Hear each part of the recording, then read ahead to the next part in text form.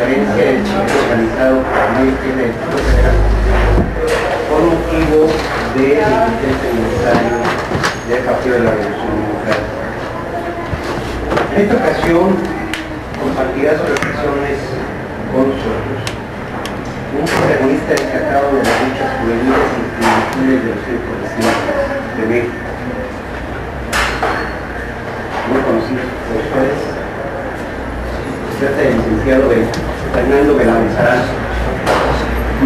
Es licenciado en Filosofía por la Facultad de Filosofía y Letras de la Universidad Nacional Autónoma de México, en donde se graduó con el grado y en donde también fue consejero universitario. Fue dirigente de la llamada corriente histórica del Consejo Científico Universitario, también organizador de la solidaridad con el movimiento indígena a raíz del lanzamiento de la capacidad en 1994. En 1995 convocó al movimiento de Partido de Liberación Superior. ¿Qué se apagó? Allá, ese micrófono no sé, estaba funcionando y ahorita ya no. A la UNAM. Fue secretario de Finanzas y en un estatal del Distrito Federal, PRD, y asimismo secretario de Formación Política del Comité Ejecutivo Nacional del PRD. Fernando es un sí, okay. Entre otras muchas de sus publicaciones son las siguientes: Herejía, Crítica y Parecía, en 2 volúmenes, La Guerra de los Herejes, Desde la Izquierda, Herejías Políticas en Momentos Decisivos, Tiempos Turbulentos, Ensayos sobre el Año del Condor, y ha publicado en muy diversos diarios de circulación nacional: La Jornada, Reforma, Milenio, El Día, Excelsior, Era Universal, Síntesis, La Fuerza del Sol, así como en diversas agencias de noticias de internet. Actualmente es candidato a diputado federal por la 4ª circunscripción. Ya se le conoce como un hereje al Congreso. Y también podemos verlo permanentemente en su blog denominado Herejía Política. El tema que abordará Fernando Belanzarán se titula Los jóvenes protagonistas del cambio democrático en este país. Entonces consta que hay mucho que decir a este respecto. Y el tema, coincidirán conmigo, es de una enorme actualidad e importancia en la actual coyuntura política de México y en los esfuerzos por construir un futuro todos tengamos camino. Así que tema y conferencista nos hacen presenciar una tarde muy ilustrativa de reflexión pertinente. Así que sin más preámbulo presento a ustedes y cedo la palabra al licenciado Fernando Belanzarán.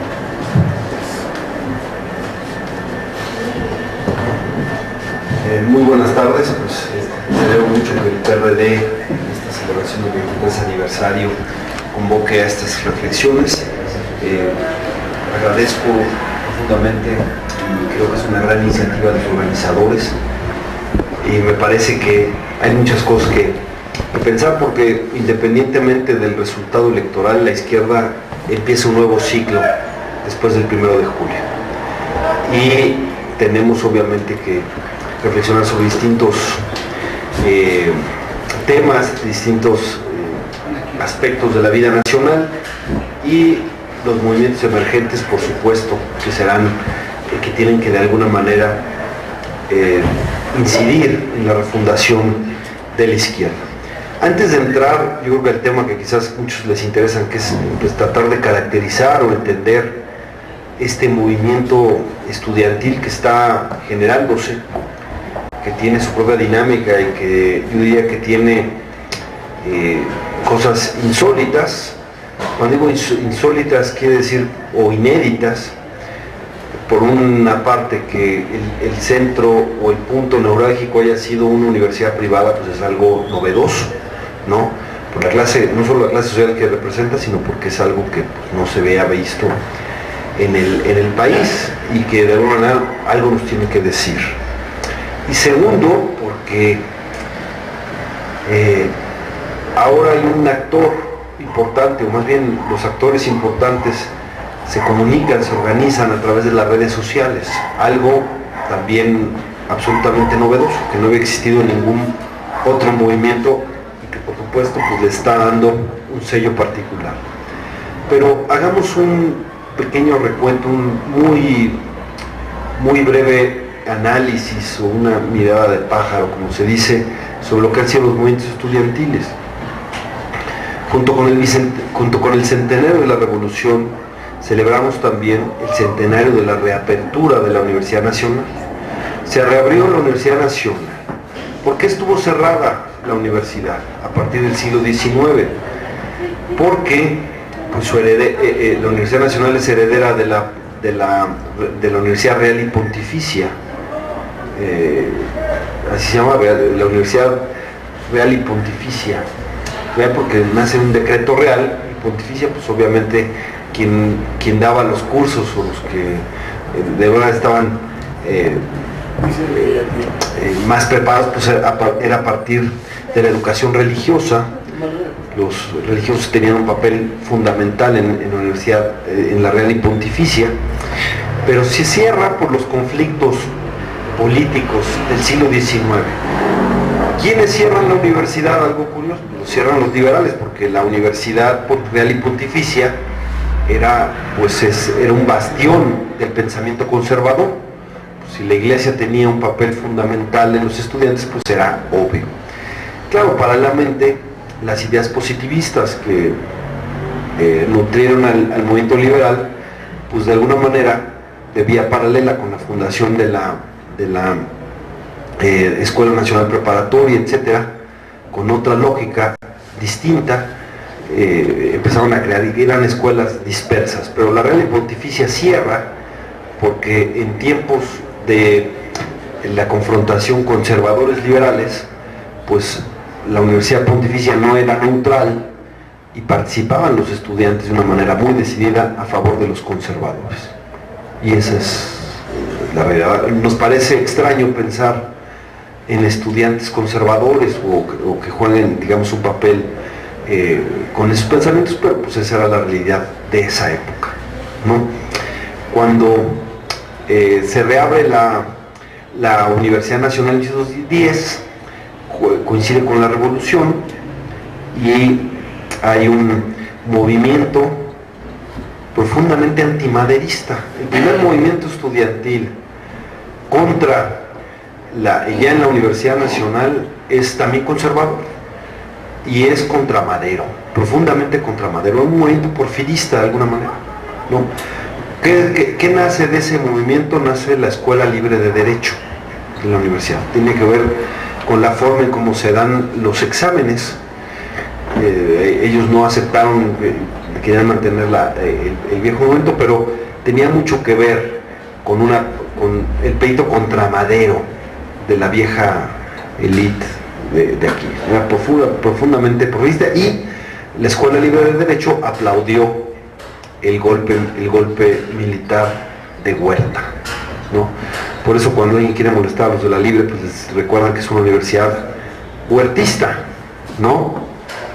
No quiero culpar ya a los estudiantes de acaso, es otra época, pero ese es su nacimiento y es contra eso. Cuando viene el gran movimiento universitario ya en 1929, es por la autonomía universitaria, pero bueno, no se plantea que es por la autonomía. La autonomía es resultado del movimiento, pero de alguna manera se hace eco de otros movimientos estudiantiles en América Latina, en Argentina, en Perú, en otras, Venezuela, en otras partes del continente. ¿Y qué se logra con esto? Pues se logra, por una parte, el cogobierno, que empieza en Argentina, es decir, que es el cogobierno, que los estudiantes pudieran entrar a los órganos de dirección escolar.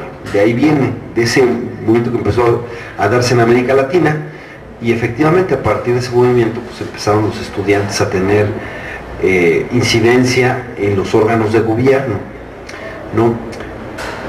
Pero la autonomía es un resultado no deseado del movimiento. Yo digo muy afortunado, pero la verdad es que lo que hizo el gobierno fue casi con la autonomía y sobre todo con lo que vino después, en 33, que casi le dicen a la universidad, aquí ten, creo que eran 10 millones de pesos o 10,000 pesos, le dicen ten, y con esto nosotros nos liberamos, ¿no? Pero ¿por qué se da en estos movimientos? También tiene que ver con exámenes y con estas cosas, pero el movimiento de la autonomía universitaria en 1929 se junta con el movimiento vasconcelista. Es más, los estudiantes dirigentes eran cercanos a Vasconcelos, ¿no?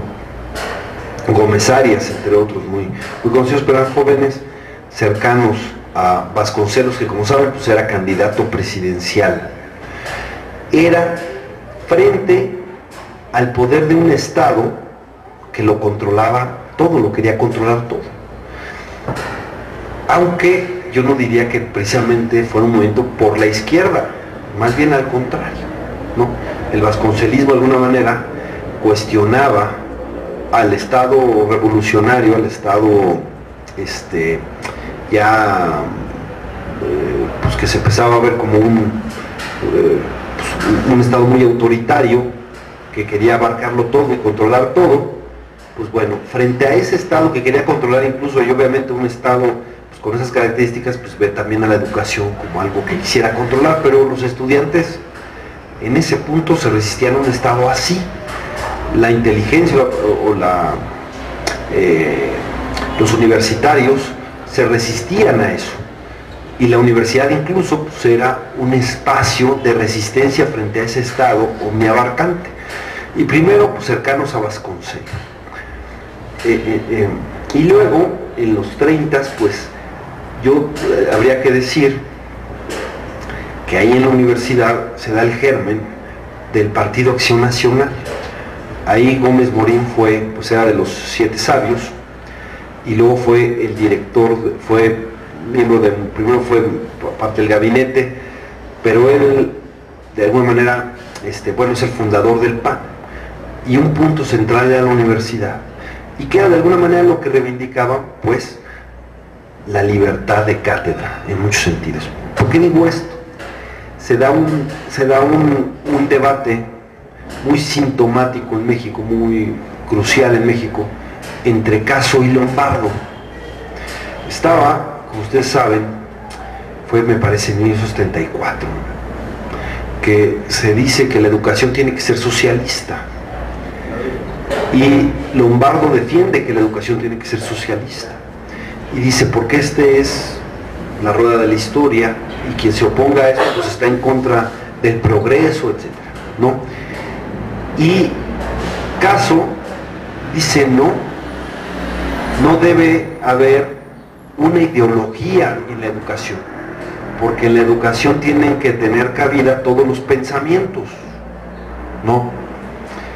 Y defendiendo esa libertad de cátedra para decir, aquí no debe de haber un pensamiento único, resistiéndose al pensamiento único, surge también una resistencia en la universidad. Entonces la relación entre la universidad y este Estado pues, revolucionario es de mucha tensión, como ven, ¿no? Pero la universidad resiste a eso, ¿no? Va a resistir hasta con la nueva ley orgánica a finales de la Segunda Guerra Mundial, que de alguna manera hay un pacto entre la universidad o las autoridades universitarias con el nuevo Estado. Pues estamos hablando ya de casi entrado la mitad del siglo pasado.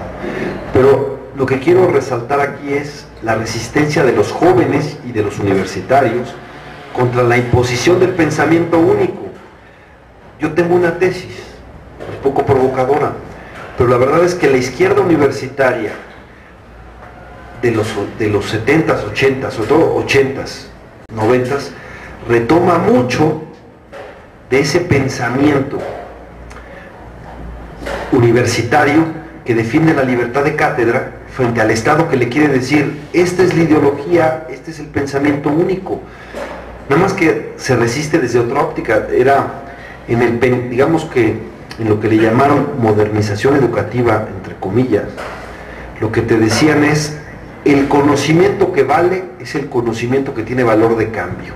Y ese es el criterio, ¿no? El que pueda convertirse más rápido en negocio, en dinero, en recursos, ese es el que tenemos que impulsar. Y la izquierda universitaria se detuvo usando argumentos muy similares a los de Caso, a los de Gómez Morín, a los de otros, defendiendo una educación humanista y libre de una tendencia ideológica, ¿no? Entonces, finalmente, la autonomía, aunque no la buscaron originalmente los estudiantes, fue una gran virtud, porque era esa defensa de la universidad como un espacio de libre, con libertad de cátedra, libertad de pensamiento, libertad de opinión, y obviamente pues la autonomía como un asunto de que el Estado no tenía por qué decidir los contenidos de los planes de estudio y de estas cuestiones, ¿no? Pero si la universidad era la resistencia al Estado omnipresente, digamos autoritario, por lo que uno podría decir pensamientos de derecha, humanista pero de derecha, ¿no?, que fundaron el PAN, etcétera, de esa época. Y aunque hubo este pacto que les digo con la nueva ley orgánica, en donde la universidad y que quizás no al principio, pero después se vio muy bien, donde ya había una promiscuidad entre las autoridades universitarias y la burocracia política del sistema durante mucho tiempo. La verdad es que la universidad, los estudiantes universitarios eran una universidad, imagínense, en el 68 había 20,000 estudiantes en la Universidad Nacional. Lo que nosotros tenemos es que llegaron a haber a finales de los 80 prácticamente 300,000 estudiantes en la universidad, ¿no? Nada más chequen el cambio. Claro, se crearon los SH, pero bueno, antes de llegar a ese punto, si la universidad era un referente del pensamiento libre, pero digamos, del pensamiento más libre, pero lo que podríamos ubicar desde la derecha para enfrentar a ese Estado omniabarcante, es más, les puedo decir que yo soy un gran admirador de Lázaro Cárdenas, como toda la gente de izquierda, pero la idea del Politécnico que crea Lázaro Cárdenas es la idea de una educación una educación diferente y distanciada de la Universidad Nacional. Por eso se crea el Politécnico, pero no, tampoco vamos a engañarnos, porque veían a la universidad como algo que se resistía a esto que llamaban el pensamiento de la Revolución Mexicana. No, ahí se refería como una acción libre. ¿Qué cosas cambian? Primero, la Revolución Cubana, en 1959, que por supuesto afecta a la juventud, incluso a la juventud de las élites, porque en la universidad entraba, la entrada masiva de estudiantes a la universidad es posterior al 68, empieza en los 70s. Antes de los 70s, pues era una educación de jóvenes. Si me dicen, es más, les voy a decir una tesis avanzada que se me acaba de ocurrir, pero creo que es atendible y, a lo mejor, y es para retomarse. Los estudiantes del 68 representaban socialmente lo que representan hoy los estudiantes del Ibero. Esa era la clase social que entraba a la universidad, clase media alta, entraban a la Universidad Nacional, ¿no? La Universidad Nacional se hizo popular después, en los 70s, como una medida un poco de Echeverría de reconciliación con los ciudadanos, diciendo, pues, ¿cómo me quito el peso del 68? Pues entre otras cosas fue haciendo la universidad de masas, ¿no? Así tendría la conciencia, ¿no?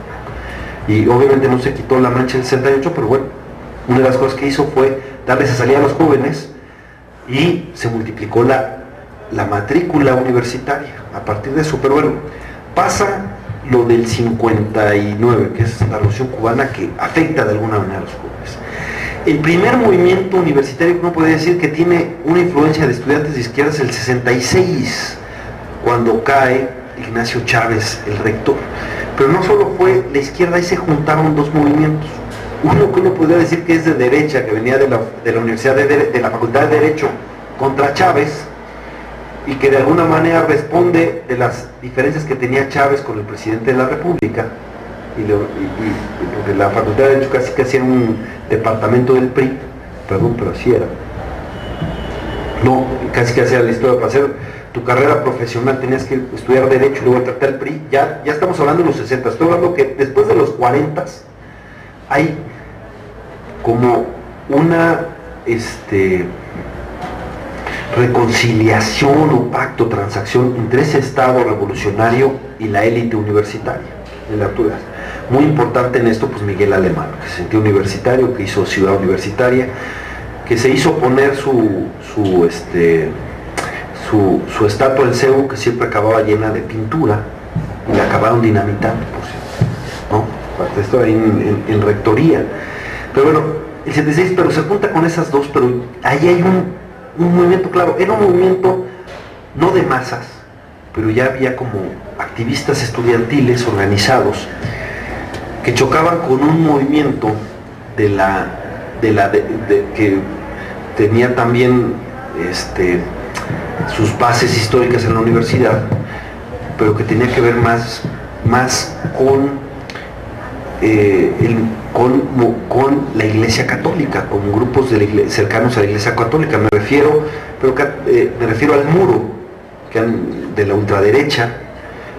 En la universidad tenía sus bases, y antes del 76 pues había choques fuertes entre estos estudiantes y el muro, que jugó un papel en el 68, pero la verdad es que el movimiento lo barrió, ¿no? Al muro. El muro al principio pues fue un dique, pero luego la fuerza del movimiento lo quitó. Pero el muro pues era una organización eclesial, pues muy, como ustedes saben, muy cercano a un sector de la iglesia, un sector de la Iglesia Católica, ¿no? Un sector muy conservador de la Iglesia Católica, pero tenía presencia en la universidad. Todavía en los 70 llegaba a tener, pero la verdad es que después del 68 el muro ya era una cosa en declive. Estaban las autoridades, después del 68, pues fomentaron lo que se llamó el porrismo universitario, algunas cosas que eran para enfrentar a los estudiantes. Los porros, ¿de dónde viene esto? Pues eran las partes de las porras de los equipos de americano y de fútbol, y eran las porras que tenían ventaja, que les daban pues boletos, y tenían algunas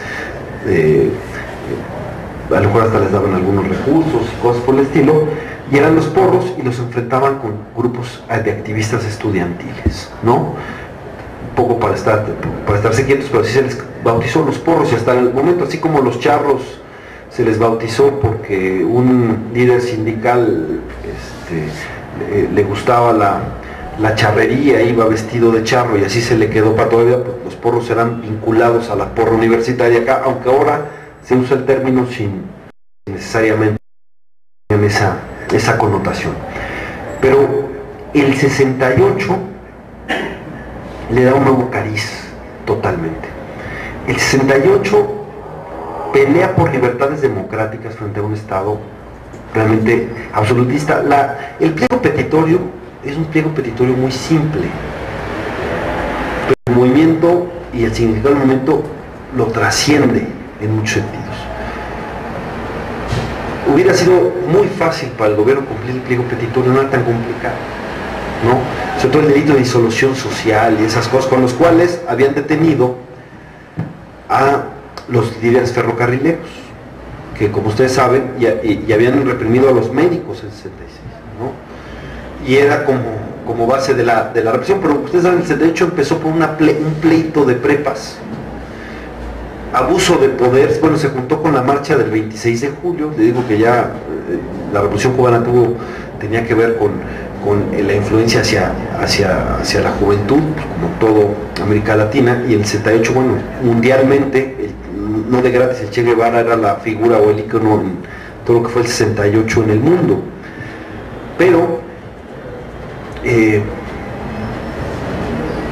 68 trasciende porque de alguna manera exhibe la naturaleza de un Estado autoritario, anquilosado, atrasado. Y yo diría que el 68 era una idea también de una juventud cosmopolita que veía hacia afuera frente a ese Estado chauvinista. De eso escribió bien Monsiváis, por cierto, de ese asunto en donde incluso se prohibía el rock en inglés, ¿no?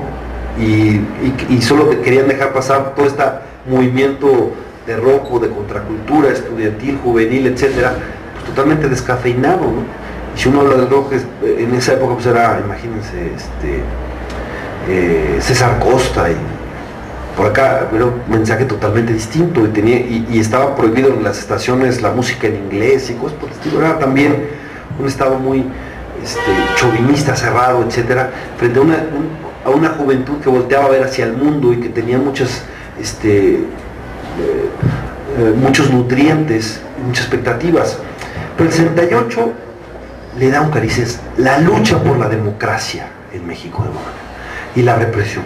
Claro, lo que viene después del 68, durante años, no son los jóvenes peleando por la democracia, sino peleando por la revolución.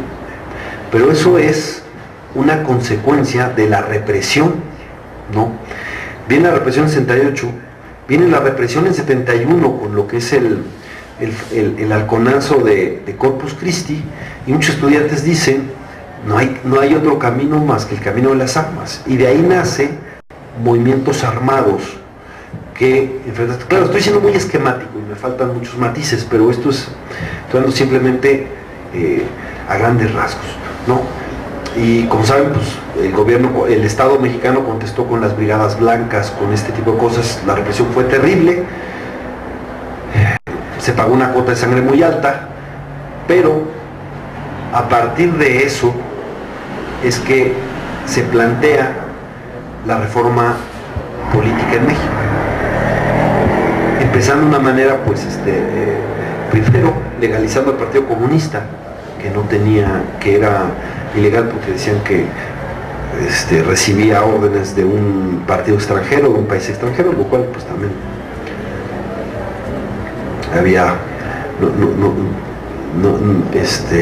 pues había cierta razón. Desde la Unión Soviética controlaba los partidos comunistas en el mundo, ¿no? Y en la época del estalinismo era terrible eso, ¿no? Aunque en México había otra versión, porque en México el Partido Comunista cuestionó la entrada del Ejército Rojo en Praga, ¿no?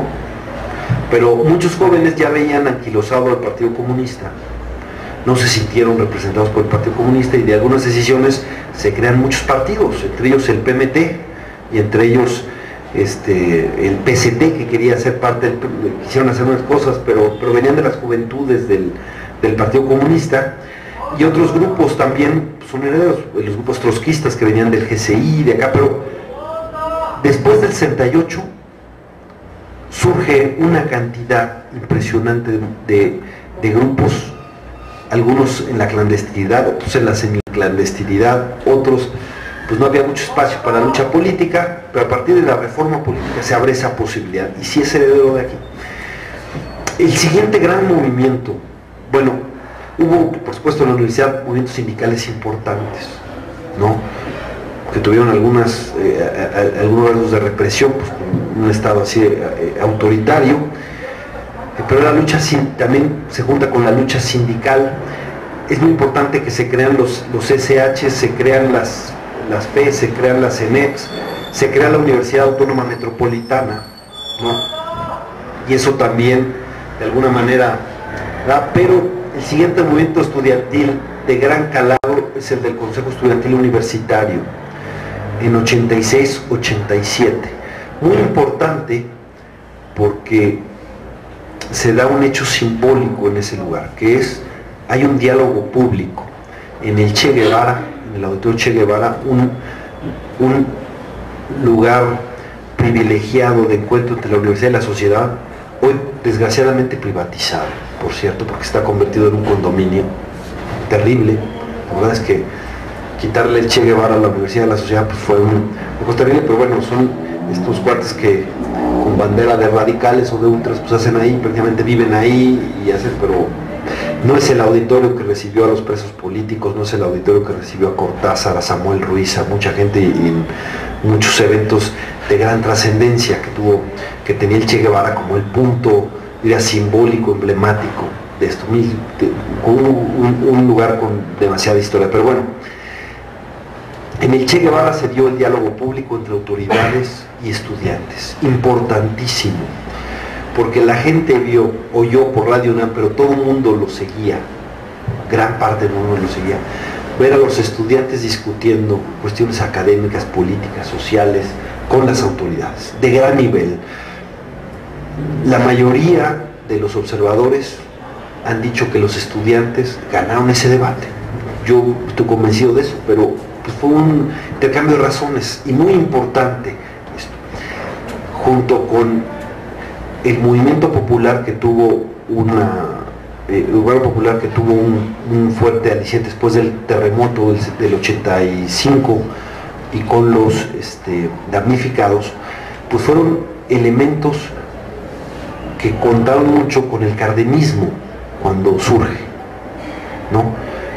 No es casual que un gran evento emblemático de Cuauhtémoc Cárdenas en el 88 haya sido en la explanada de Rectoría, con los líderes del CEU, del Consejo Estudiantil Universitario, que llenó 2 veces el Zócalo, y por primera vez es un gran movimiento estudiantil que tiene una gran victoria, una victoria que cantar, ¿no?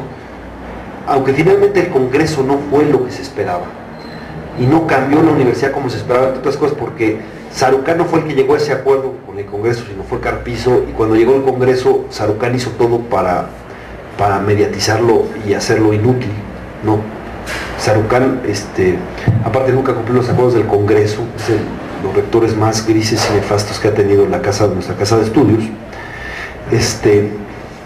pero los estudiantes salen victoriosos, llenan 2 veces el Zócalo, consiguen, levantan la huelga con la promesa del Congreso que transformaría la universidad. Pues ese movimiento victorioso que llena el Zócalo después del 68, 20 años después vuelve a llenar el Zócalo, después de aquellas marchas, de aquella marcha donde fue muy controvertida, porque después de llenar el Zócalo, Sócrates, Sánchez Lemos, ¿verdad?, sin decirle a nadie, les dice: aquí esperamos a Díaz Ordaz en el Zócalo. Fue una gran provocación. Luego ese Sócrates señalaba a quiénes eran los líderes del 68 para que los llevaran al campo militar número 1, ¿no? No sé que haya sido más historia, pero uno de los adversarios principales de los movimientos estudiantiles es la radicalización, los grupos extremistas, que luego hacen algunas medidas que en lugar de ayudar a los movimientos, pues los aíslan, los confrontan. Bueno, y mandó a acampar a todos ahí en el Zócalo, y tuvo acá un día antes del 1 de septiembre, ¿no? Luego pusieron la bandera media asta, un hecho importante en el 68, y el PRI con Fidel Velázquez a la cabeza hicieron lo que llamaban un desagravio, y los obreros gritaban: somos borregos, un poco solidarizándose con los estudiantes, por cierto, ¿no? A pesar de que era pues más que preparado con todo este control clientelar que tenía el viejo régimen y que hoy amenaza a regresar con Peña Nieto a la cabeza, ¿no?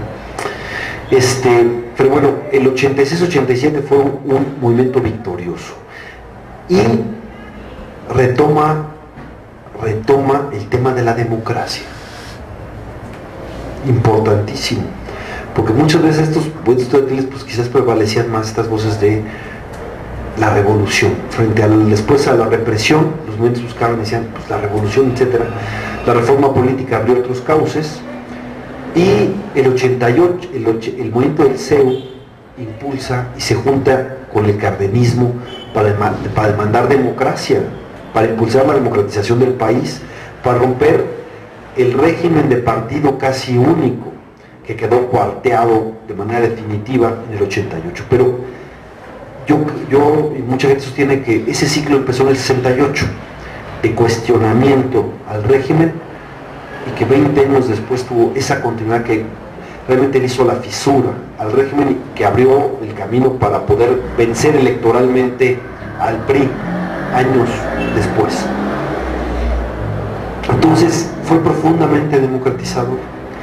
El movimiento del CGH, después hubo en el 92 un intento de Sarucán de elevar cuotas, pero empezó a crecer el movimiento y lo bajaron. Lo obligaron a echarse para atrás, hizo su berrinche, pero así por las buenas echó para atrás y no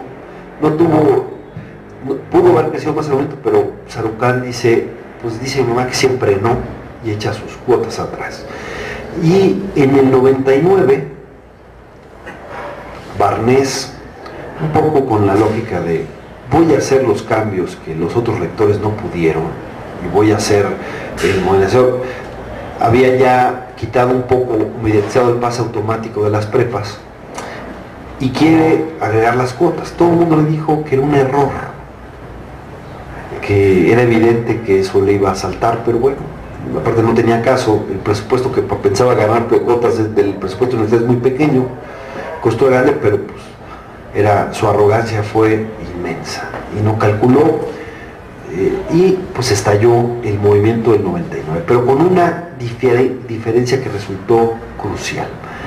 Mientras en el 86-87 había una dirección clara del movimiento, y esa dirección le pudo dar salida, pudo enfrentar a las autoridades con inteligencia en el diálogo público y dar una solución, en el 99 nunca hubo una dirección consolidada. Decían, con un discurso en contra de cualquier liderazgo, porque todo liderazgo es sospechoso de corrupción. Entonces, con ese discurso no hubo una dirección del movimiento, y a pesar de que fue un movimiento que empezó con la lógica de no pintemos en las casas ni en las calles, ni no pintemos nada para no confrontarnos con la sociedad, que celebró el Día del Niño y el Día de las Madres en Ciudad Universitaria con festivales, algo también inédito para un movimiento estudiantil. La falta de dirección hizo que los grupos más extremistas fueran ganando terreno por la vía de los hechos, no todo por las definiciones, porque luego el CGH no tenía una dirección y era tan complicado de que buscar el consenso de todo, que la vía de los hechos definía más que la vía de las decisiones. Era un mundo muy difícil de mover, y la extensión de la huelga fue cada vez haciendo que las asambleas en las escuelas fueran menores, y por lo tanto los grupos más extremos fueran cada vez más dominantes y las lógicas de intolerancia se impusieran, ¿no? Y eso descompuso mucho al movimiento, y en lugar de este movimiento que buscaba la simpatía de la sociedad, acabó confrontando a la sociedad en todos lados, cerrando periféricos, cerrando otras cosas. Ya era la confrontación y acabó siendo un puñado de gente, ¿no? Y quedó aislado y confrontado de amplios sectores. Tuvo muchas oportunidades de ganar. Recuerdo lo que les dijo en el Che Guevara, por cierto, el que era director del Colegio de Profesores de la Facultad de Filosofía, que uno de los exiliados españoles, Federico Álvarez, les dijo: más vale una victoria parcial que una derrota total, ¿no? Porque ya se había echado para atrás las cuotas, estaba la promesa del Congreso, la propuesta de los eméritos, por cierto, que fue una salida que había generado un consenso impresionante.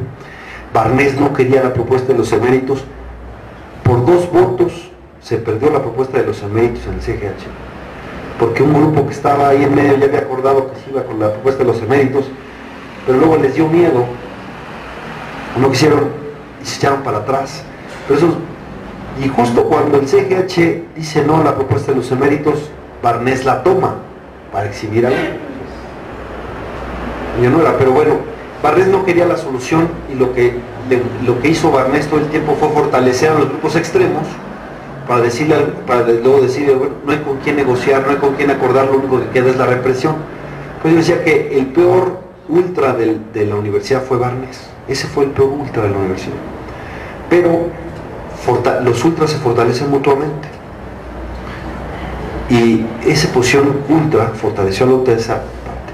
Y luego, a pesar de que había posibilidades de llegar a un acuerdo negociado, ya el movimiento no hubo posibilidad. También hubo errores del grupo llamado moderados, por supuesto, que hicieron fortalecer a la otra. Es una historia larga, pero el caso es que más que un movimiento por la democratización como el 86-87, este fue un movimiento que de alguna manera catalizaba mucho lo que es la decepción de los estudiantes ante la falta de opciones de trabajo, la falta de opciones de vida en México, que de alguna manera manifestó su hartazgo, pero esa falta de dirección les evitó la posibilidad de darle una solución.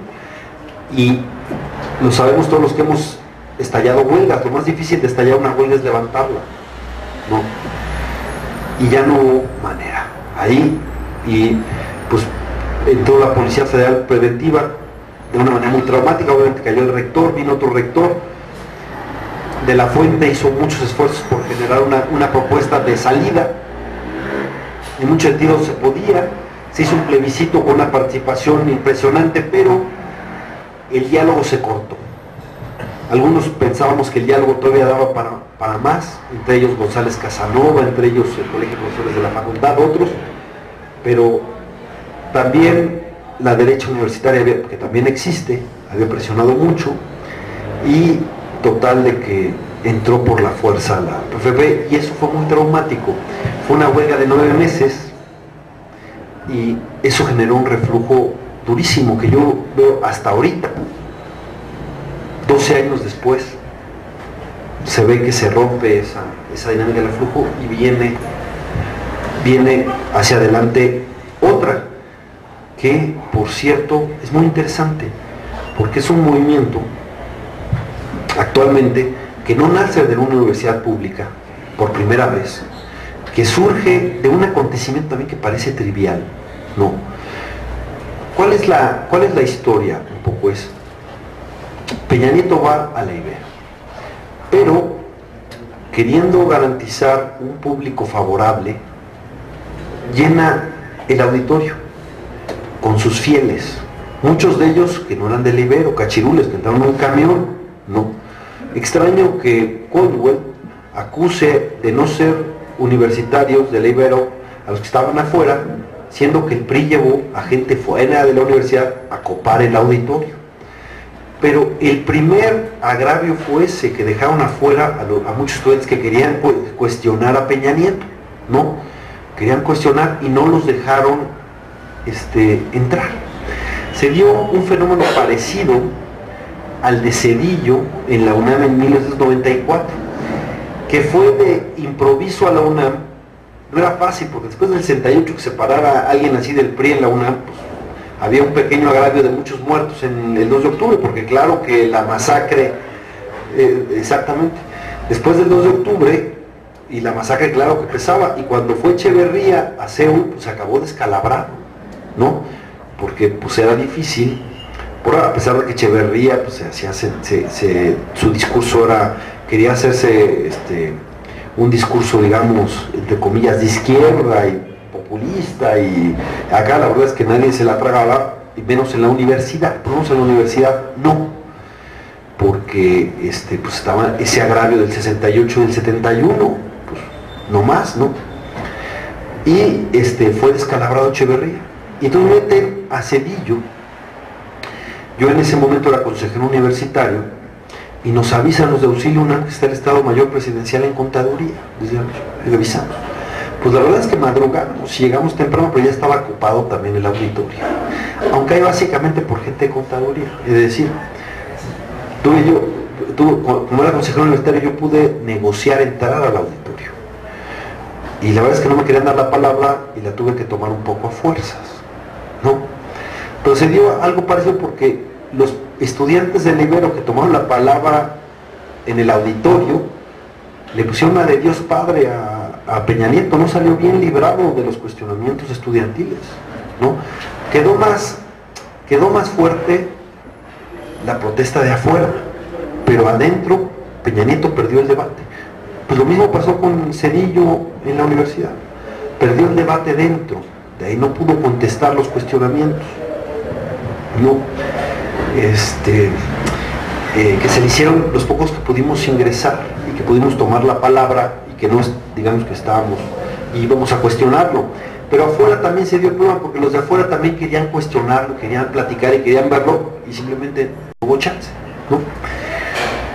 Peña Nieto pudo jugar y decir que haga un recambio y que los de afuera entren después de contestar las preguntas de los de adentro. No, había cancelado su acto de la tarde, pero la verdad es que optaron por descalificar a los estudiantes de afuera y decirles que eran manipulados, que eran porros, que no venían y que no representaban, porque ¿cómo que una universidad de la Ibero podían cuestionar de esa manera a Peña Nieto? Y los estudiantes contestaron de una manera genial. Hicieron un video en donde dijeron, nos dicen que no somos estudiantes del Ibero, que somos acarreados, que somos manipulados, que somos traídos de fuera, pues les vamos a mostrar, ¿no? Y todos dieron su cara, enseñaron su credencial y dieron su nombre. Los 131 que dieron su nombre, su cara y sus datos, y enseñaron su credencial, y de ahí nace Yo Soy el 132. Nos queremos unir a eso, ¿no? Entonces fue, bien, el agravio de que no los dejaron cuestionar en su propia universidad con gente de fuera, ¿no? Que el PRI los haya acusado de ser cachirules cuando fue el PRI el que llevó los cachirules, ¿no? Y luego la graciosa huida de Peña Nieto, que también con Zedillo hubo una graciosa huida, más violenta la de Ciudad Universitaria, porque fue con macanas eléctricas y con, acá abrieron el paso, y ahí en aquella época no había redes sociales, pero los nacos, aquel grupo de rock hizo el corrido del corrido, hablando de cuando fue cuando fue Zedillo, ahí acaba de, apenas llevaba una semana de candidato del PRI, acaba de pasar lo de Colosio, apenas, ¿no? Pues bueno, el caso es que este movimiento es algo singular. Miren, la pregunta no es por qué surge este movimiento, sino por qué se tardó tanto en surgir. Quizás por lo traumático que acabó siendo el movimiento del CGH, que acabó siendo anticlimático con la sociedad después de haber sido muy, y como acabó, ¿no? Que pues era ese grado de confrontación con la sociedad a la que se llevó, aunque yo creo y sigo insistiendo que la PFP no debió entrar a una universidad, que había espacio para el diálogo aún, pero es cierto que los ultras del CGH ellos se pelearon contra el mundo en lugar de ganar, ¿vale? Y marcó de alguna manera, pero el caso es que la pregunta es ¿por qué no antes? Este país no ha crecido, en este país no hay opciones para los jóvenes. En este país hay una cantidad de rechazados, no porque reprueben el examen, sino porque no caben, ¿no? ¿Qué opción tienen los jóvenes? Y lo peor es, tenemos una clase política que no da resultados, ¿no? Hay mil y un razones para estar molestas. Esto que dicen los jóvenes de que los medios de comunicación manipulan y no hay libertad y no hay democracia, ¿quién se los puede rebatir? ¿Quién se los puede rebatir? Televisa se está viendo inteligente al abrirle los espacios. No quieren pelearse de frente, no quieren acá. Pero eso no va a cambiar las cosas. Una salida coyuntural, ¿no? Lo que va a cambiar las cosas es que haya más cadenas de televisión, que haya competencia, que haya más apertura, ¿no? Pero lo que yo les quiero decir es que, si bien el catalizador es la elección, porque se da un fenómeno electoral, este movimiento trasciende lo electoral. Es una sacudida para todos, para todo y para todos, ¿no? Si alguien cree que va a manipular este movimiento, lo va a controlar, no entiende esto, ¿no? Y ustedes va a ser, claro, va a ser interesante porque no hay una dirección consolidada, tienen ese asunto, por lo que yo dije, es difícil, ojalá vayan consolidando la suya, pero es tan heterogéneo que los va a obligar a pactar, a acordar, a ser plurales, incluyentes. Si mantienen ese cariz que yo los vi en la marcha pasar el otro día, va a ser muy importante, porque hay mucho que cambiar en México, y tienen hoy por hoy, tienen un capital político precioso que es la razón moral. Tienen razón moral los estudiantes. Los están descalificando con el expediente Díaz Ordazista. Es que hay una mano negra atrás. Díaz Ordaz decía que era el oro de Moscú, que eran los movimiento comunista internacional. Lombardo Toledano, que acabó su vida diciendo que el movimiento de estudiantil del 68 era producto de la CIA, ¿no? Pero bueno, Lombardo Toledano ayudó a crear el monstruo también del Estado, pues era estalinista, ¿no? confeso además, pero decían, es que hay alguien detrás, alguien que acá, ahorita lo están volviendo a decir, hay alguien detrás, y no entienden, ¿no? La crítica llega a todo y a todos, ¿no? Claro, es más dura contra el candidato oficial, porque aquí es una cosa, es cierto que no gobierna hoy el PRI, pero la televisión hizo a Peña Nieto el candidato oficial, ¿no?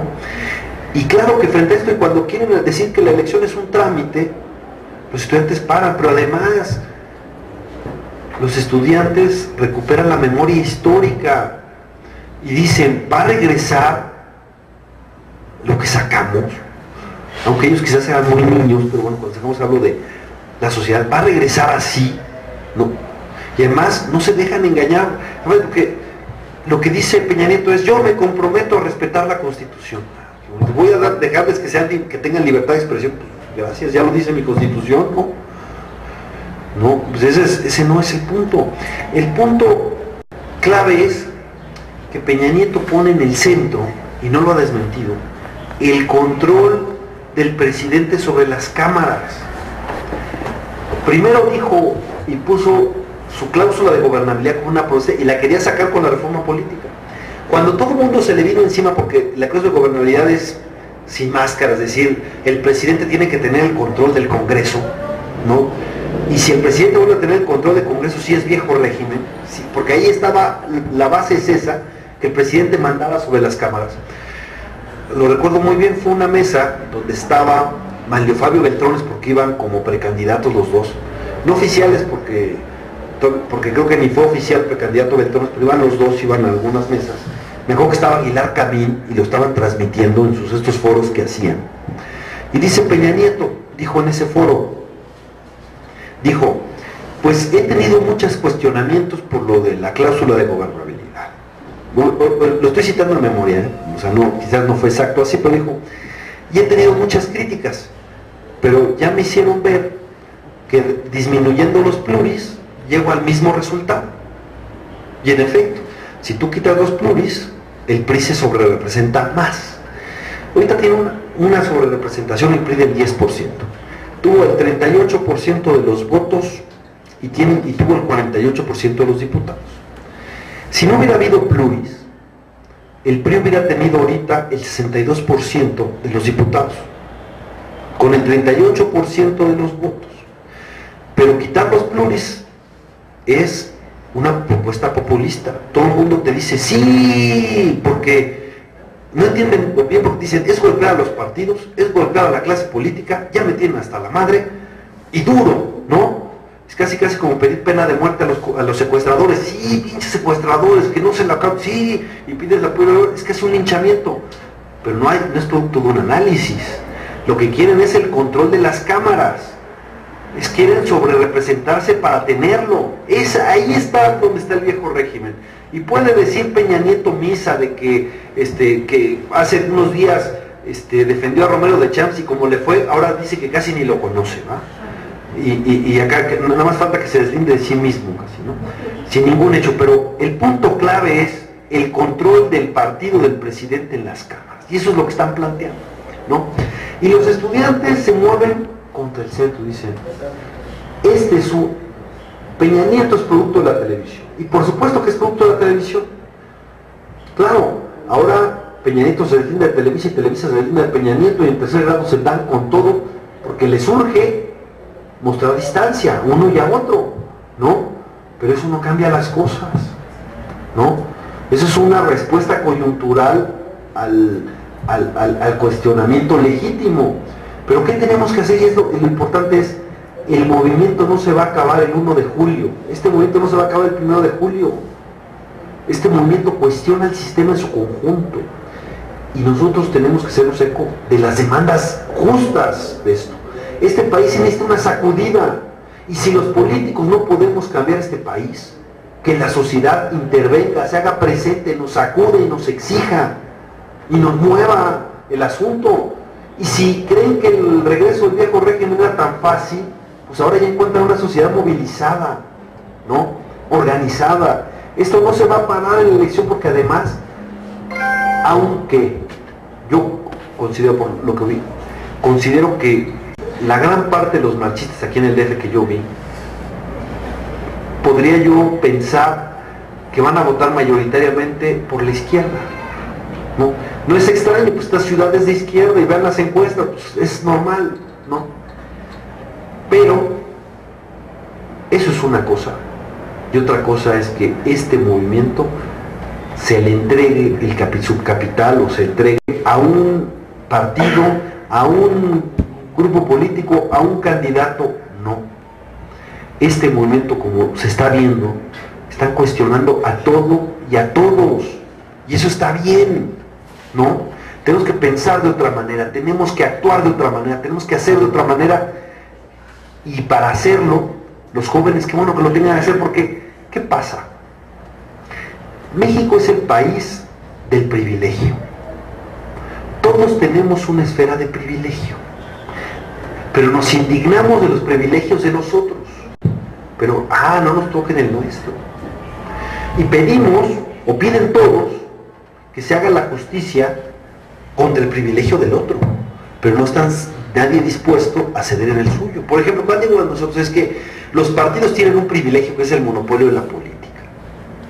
Rompamos el monopolio de la política, ¿no? Aunque sea el privilegio de los políticos, pero los monopolios tienen que perder también sus privilegios, ¿no?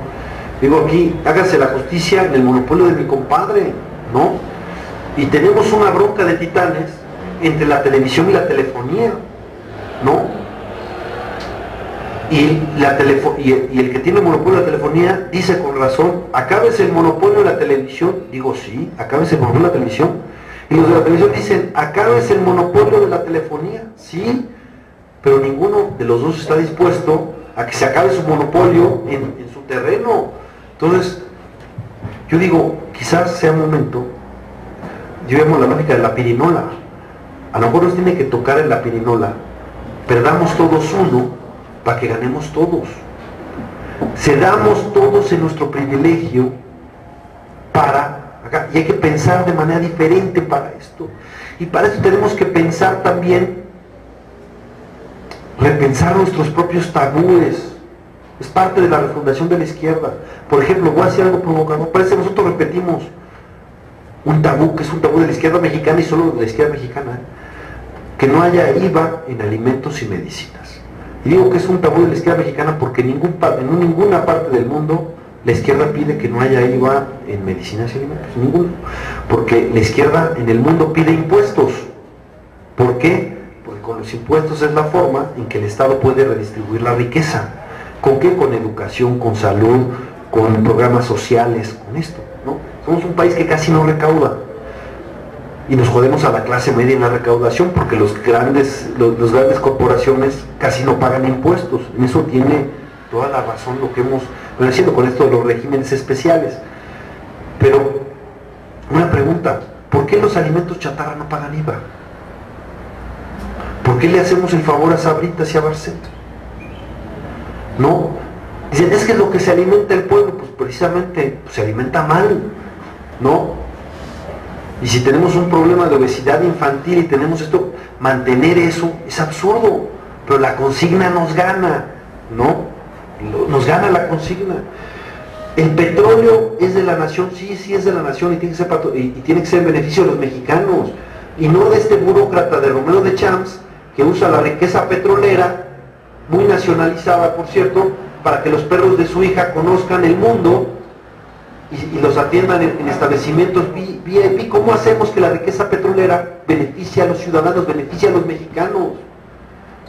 ¿Cómo hacemos que de la consigna o del asunto beneficie y tengan esa retorno? Varias cosas. Uno, tenemos que dejar que Pemex sea quien llene los huecos de una mala recaudación fiscal, ¿no?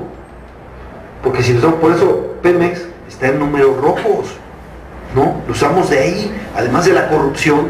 El problema también es que se usa, porque como recaudamos tan poco, se usa eso para llenar los huecos del presupuesto de egresos, ¿no? ¿Cómo hacemos esto? Pues bueno, busquémosle, y si tenemos que hacer algunos acuerdos, contratos, para capitalizarnos con otras empresas, pues hagámoslo. Finalmente, si mantenemos la rectoría, será para beneficio de los mexicanos. Pero teniendo ahí los combustibles fósiles por la eternidad, eso no beneficia a la sociedad, no lo conviertes en desarrollo, no lo conviertes en una empresa rentable e importante para esto, ¿no? Nada más que hay que quitarnos algunas telarañas para que funcione, para que sea, porque ¿cuál es el problema? Ahora tenemos que comprar tecnología. Antes Pemex creaba tecnología, ahora tenemos que importar, ¿no? ¿Y quién nos vende tecnología? Petrobras, ¿no? Y ahora Petrobras, fíjense que está en la lógica de, ya hice contratos con privados, ahora ya no necesito los contratos privados, pues ya, si ya no los necesito, pues los hago y trato de que la empresa la recuperen los nacionales, o sea, el Estado vuelva a recuperarlo, pero primero me capitalicé, ¿no? Tenemos que buscar esas cosas, cómo hacemos que el petróleo funcione en la sociedad, pero eso sí, el Estado que mantenga la rectoría, pero pensemos en esas salidas, ¿no? Porque lo necesitamos, sí, porque es importante la austeridad. México, los gobernantes mexicanos ganan mejor que los de cualquier país en el mundo. Sí son excesos. El manejo discrecional de su clase política de los recursos son excesivos.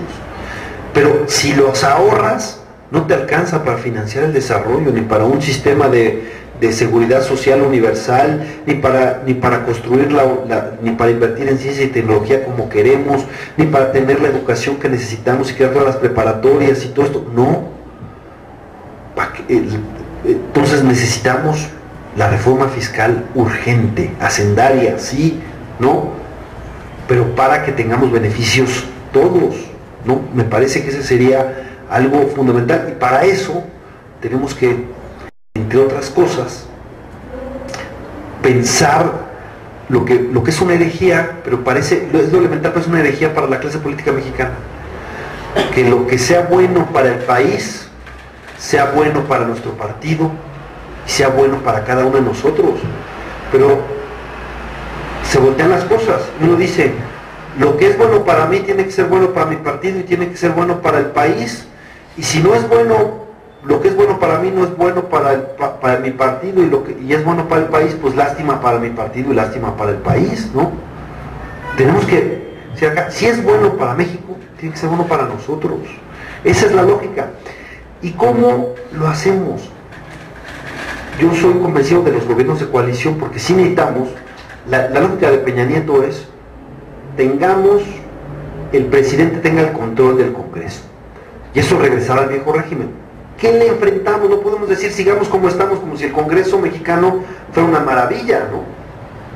¿Verdad qué chingón Congreso tenemos? Pues no. Se han llegado algunos acuerdos, algunos importantes, como la reforma de derechos humanos, pero está por debajo de las expectativas, las perspectivas, las necesidades del país. ¿Cómo lo hacemos? Pues entonces tenemos que fomentar la lógica de que a todos conviene los acuerdos. ¿Cuál es el problema?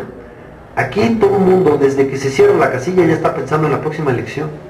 Y dice, yo quiero que le vaya mal a porque si le va mal a ellos, me va bien a mí, casi por eso. ¿Cómo hacemos para que la lógica cambie y digan, podemos hacer un rollo en donde este acuerdo ganemos todos? Gane yo como oposición y gane también el que está en el gobierno. ¿Cómo? Pues construyamos mayorías estables que puedan hacer acuerdos de largo plazo para meterse a temas grandes como el de la educación, como el de la reforma fiscal, como de las grandes reformas que necesita este país en seguridad y cosas. ¿Y cómo te haces esas reformas tan a largo plazo y tan profundas? Pues con acuerdos que vayan más allá de asuntos coyunturales entre actores que están pensando en cómo les va a ir en la próxima elección, ¿no? Solamente esto, pensando en que si le va mal al otro, me va bien a mí, ¿no? ¿Cómo? Entonces, el gobierno de coalición es una forma alternativa a esa para crear mayorías estables, ¿no? ¿Cómo lo haces? Pues alrededor de un programa de gobierno se crea una mayoría parlamentaria. Eso es obligación en todos los países parlamentarios. Aquí se está planteando que sea una opción, ¿no? Y haces un gabinete de alto nivel que tiene que ser acordado por el Congreso en 2/3 partes, y tú lo que haces con eso es la corresponsabilidad en la marcha del Estado, en los grandes temas. Es una lógica distinta, es mayorías estables con la pluralidad, desde la pluralidad, no contra la pluralidad como lo busca hacer Peña Nieto. Pues bueno, yo tengo la expectativa de que el movimiento Yo Soy 132, que creo que bueno, como que puede llegar, puede ser, puede no solo quedarse en la ciudad, sino puede ser de todo el país y contagiar a los estudiantes y a muchos grupos sociales, no solo estudiantiles, pueda sacudir al país y pueda hacernos cambiar estas reglas y sobre todo los usos y costumbres, las reglas no escritas, porque ¿cuál es el gran fracaso de la alternancia? El gran fracaso de la alternancia es que no se generó cultura democrática alternativa. No se generó cultura democrática alternativa y por lo tanto, a grandes rasgos, se sigue pensando como en el viejo régimen. Y por eso los gobiernos de otros partidos distintos al PRI no se han distinguido lo suficiente de ellos, ¿no? Y los gobernadores de todos los signos también quieren concentrar el poder. Quieren concentrar el poder, no les gustan los equilibrios, no les gustan los contrapesos, porque esa es la cultura que todavía tenemos. Nuestro gran reto es cultural, tenemos que hacer una cultura democrática, distinta, y yo creo que nos ayuda, este movimiento nos ayuda en las redes sociales, porque las redes sociales son horizontales, y hace una forma de relación entre la gente distinta. Claro, hay muchas cosas que uno ve en las redes sociales, pues no lo trató, hay muchas cosas que trabajar para una cultura democrática, empezando por el respeto, la tolerancia, el diálogo, aceptar que el otro piense distinto, ¿no? Esas cosas, pero este movimiento, en su lógica, ya nació democrático, incluyente, plural, por su heterogeneidad. Imagínense que van a tener que acordar los de la Ibero con los de la UNAM, con los del Poli, con los de la UNAM, con los de las universidades de otras partes de la República, porque se está creando una organización así, ¿no? Y por lo pronto se pusieron de acuerdo en un tema que es clave, que va más allá de las elecciones, que es la democratización del país, pasa por la democratización de los medios. Pero el problema es que nuestra democracia se quedó a mitad del camino, porque le quitamos poderes supraconstitucionales al presidente que los tenía, pero los adquirieron todos los gobernadores, con un agravante: los gobernadores no tienen la visión del país.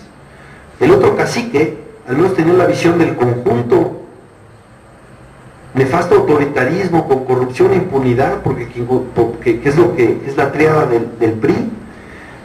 Pero los gobernadores tienen esos poderes que son: controlan a los otros dos poderes, controlan a los órganos que se supone deben de ser autónomos, controlan a no pocos medios de comunicación en sus estados, y controlan hasta incluso a partidos de oposición.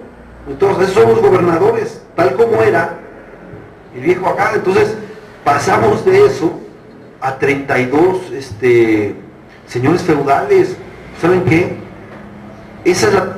Entonces, frente a esta lógica de... porque no podemos seguir como estamos, frente a la lógica de la regresión de Peña Nieto, que quiere que el presidente sea otra vez el que decida todo, y la trampa está en el control que quiere hacer de los congresos, con una medida populista que es quitar los pluris.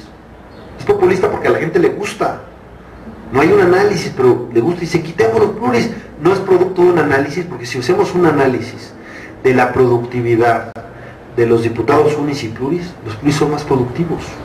Si uno piensa quiénes son los mejores diputados, y uno piensa, y para eso solo, porque los pluris deberían buscar calidad, que la calidad no necesariamente va con la popularidad, pero además los unis, la verdad es que muchos son, por el efecto, votan por el partido, no porque conozcan a su diputado, votan porque en ese momento pues, el partido es el que les dice. En los unis no necesariamente gana el mejor candidato, ¿no? Pero se idealiza un poco en esa lógica. Pero bueno, ese debate pues hay que darlo, porque si es popular esa medida, pero eso sobrerepresentaría un partido. Ya les dije, con el 38% de los votos, sin pluris, el PRI tendría hoy el 62%. Pero además, es lo demás autoritario y es contrarreforma porque imagínense que un diputado gana con 40% su distrito, es una buena votación, y el otro 60% no tiene derecho a ser representado. No. Tú estás condenado a dejar sin representación a la gran mayoría de los mexicanos. Cuando yo creo que la democratización es hacia la pluralidad, es más, voy a decir una herejía. Lo que necesitamos es ver cómo hay diputados pluriciudadanos, que lleguen los ciudadanos de diputados, porque tú les dices, sí, qué bueno, que haya candidaturas independientes, órale, tú ciudadano, ten tu acá, y tú vas como Juan Pérez acá, a ver qué diputado Juan Pérez te gana tu distrito así, sin partido, sin apoyo, sin, ¿no? Entonces, tenemos que hacer que haya candidaturas ciudadanas que tengan, obviamente, recursos, pero también que lleguen los ciudadanos al Congreso, que no tengan que llegar forzosamente solo por partidos. Pues esa es la idea, y lo que hacen es lo contrario, reduzcamos que haya menos partidos y que no de los ciudadanos nada más decimos que hagan su lucha testimonial cada elección. Pues eso es nos estamos haciendo tontos, ¿no? Pero bueno, el caso es que y acabo con lo más importante, es en la coyuntura. Por fin hay una variable en el escenario electoral. Es una variable que sí mueve el escenario, no tanto por lo que ya hizo, que no es poca cosa, que ya marcó agenda nacional, sino por lo que puede ser.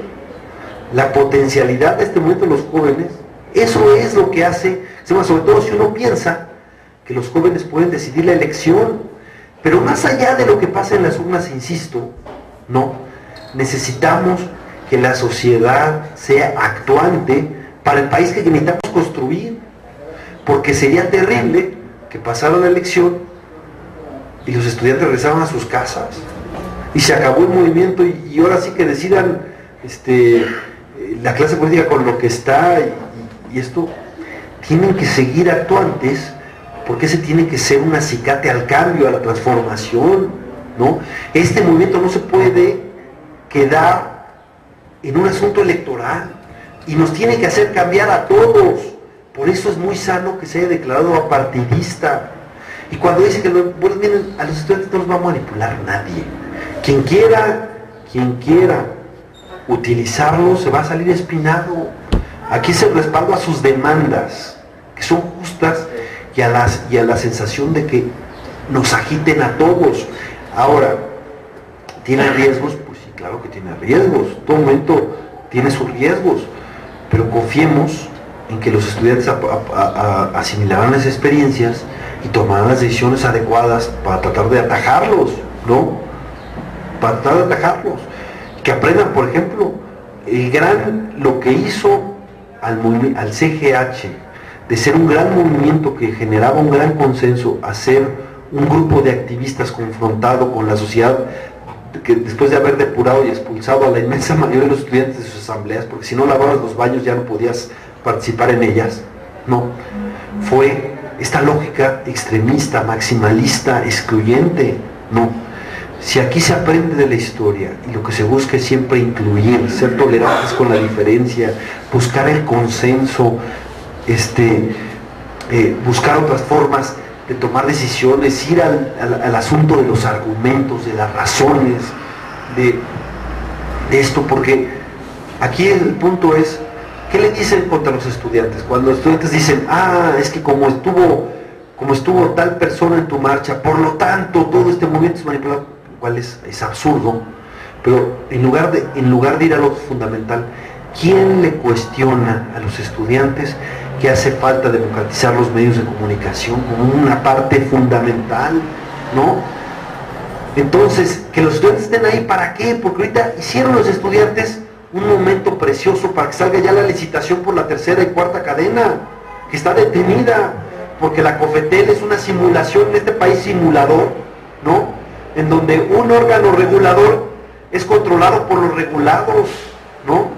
Entonces, ahorita que están, hagamos, porque yo digo, la verdad es que Televisa y TV Azteca debieran tener toda la seguridad en sus concesiones y tener la seguridad de que pueden decir lo que quieran y no se van a hacer atacadas sus concesiones, que la libertad de expresión sea garantizada y no tengan una espada de Damocles encima, pero necesitamos más opciones, que haya competencia, que haya 3, 4, 5, 6, y que esa competencia haga que las televisiones busquen la credibilidad, peleen por la credibilidad. La verdad, la caída de Canal 40 cayó esta porque, aunque fuera un canal, un solo canal, exigía a los otros, ¿no?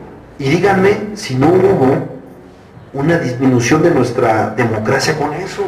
No porque sea malo que Canal 40, pero actualmente hay buenos programas en la programación actual de Canal 40, pero ya no es lo mismo el que hubiera esa competencia entre distintas espacios y esa lucha por la audiencia. Obliga a los otros a mejorar, obliga a los otros a ser interpelados, ¿no? Por una ciudadanía exigente. Y entonces, lo que yo digo es, de la trinchera en la que estemos, apoyemos estas demandas justas, y esperemos que, para mí, la política a veces se siente con los dedos. Yo vi pasar la marcha, y yo puedo decir que esta va a crecer. Hay un ánimo. ¿Por qué? Porque cuando las marchas son festivas, alegres, imaginativas, creativas, sabes que eso va a ser contagioso. Es para abiertas, no era para ellos, hicieron de esto una fiesta, están haciendo de ellos una fiesta democrática, y eso está bien, hace atractivo, hace que las cosas sean contagiosas, y la reacción de la gente viendo pasar la marcha, que salían los oficinistas, que salía todo el mundo, los empleados, salían la gente, los cocineros, y aplaudían los cocineros a los estudiantes, es que traen esa razón moral, ¿no? Y hacen bien cuando querían incluso irse por las banquetas para tratar de no afectar menos. Si van con ese espíritu de seguir ganando la simpatía, van a poder ser el punto de lanza para cambiar este país, porque tuvimos alternancia pero no cambio, porque ya vimos que no basta con la boleta para cambiar el país, que es muy importante, pero no basta, ¿no? Necesitamos una sociedad actuante, exigente, ¿no? Con una sociedad actuante, exigente, la clase política no va a hacer lo que se le da la gana, al contrario, va a ser una clase política controlada desde abajo, ¿no? Entonces, este es un movimiento singular por dos razones. Una, porque viene de una universidad privada, que yo digo que era la clase del 68, socialmente la que había, ¿no? Y dos, por la red, el juego que van a hacer las redes sociales. Y ahora quiero decirles, porque viene a cuento, con esto termino porque creo que va a ser muy importante oír las preguntas. Me da mucho gusto que las universidades privadas jueguen un papel importante, me da gusto. Me da gusto que los candidatos hayan ido a las universidades privadas, pero me molesta de sobremanera que se haya discriminado a las universidades públicas y que no hayan ido a las universidades públicas que representan en conjunto más del 90% de la investigación en este país, las universidades públicas, ¿no? Más del 90% de la matrícula en este país, pero de la investigación de este país, ¿no? No hay cambio en este país sin estas universidades. Insisto, aplaudo a las universidades privadas, pero ¿y las públicas? Defender las universidades públicas, la educación pública es también que no se le haga menos. Entonces me molesta que no vayan los candidatos a discutir con los estudiantes, con los académicos de la universidad. Ahora, después de decir que vayan todos a las universidades, y la que no puede faltar es la UNAM, ¿eh? La UNAM es el 40% solito de la educación, de la investigación, con el 10% del presupuesto. Tiene el 10% del presupuesto y le regresa al país el 40%. Pero lo que pesa en términos históricos, culturales, la Universidad Nacional no te lo da nadie. Y yo creo que quien no puede dejar de ir, no puede no ir a la universidad es el candidato de la izquierda. Andrés Manuel debe de ir a la universidad, después de cómo está el asunto, debiera hacerlo. Los actos de Cuauhtémoc Cárdenas en rectoría pudieron tener una competencia con los del Zócalo y quizás con el de la Laguna del Ingeniero en el 88, pero lo que significa esa plaza no la puedes dejar, ¿no? Y lo que significa la educación pública. Entonces, sea modesto, yo hago un llamado a los candidatos, a los señores para que vayan a una universidad, y más a mi candidato, a que vaya Andrés Manuel a la Universidad de la Nación. Ahí me parece clave, necesario, sería un error estratégico no ir a la Universidad Nacional siendo candidato de izquierda, más en este momento en donde la gente quiere, se nota que los estudiantes quieren participar, quieren decidir el rumbo de este país, y tienen no solo tienen todo el derecho, sino que es una oportunidad para nosotros, que el país cambie, y esa oportunidad está en las manos de los estudiantes. No solo, y cuando digo no solo quiere decir, fíjense, es muy importante el voto, pero es más importante lo que haga los estudiantes como sociedad organizada para que este país cambie. No, esto no acaba en las urnas. Quien quiera ver a los estudiantes solamente como votos se equivoca, a pesar de que van a pesar los jóvenes, como pocas veces va a pesar este voto de los jóvenes y puede orientar la decisión. Los jóvenes y este movimiento va a pesar más como agentes del cambio, ellos propios, con la organización, con sus demandas, como conciencia moral, como para poner los temas en la agenda. Van a pesar más como eso que como votos, sin decir que no sean importantes los votos. Pero esta organización que van a tener va a ser muy importante, y qué bueno que nos exigen, y qué bueno que sean críticos. Los jóvenes son irreverentes, son por naturaleza cuestionan todo, y qué bueno que nos cuestionen a todo y a todos, que se atrevan a pensar distinto, a defender lo que piensan, y que el hecho de pensar distintos no nos haga enemigos de nada ni de nadie. Esa es la cultura democrática que, insisto, nos hace tanta falta.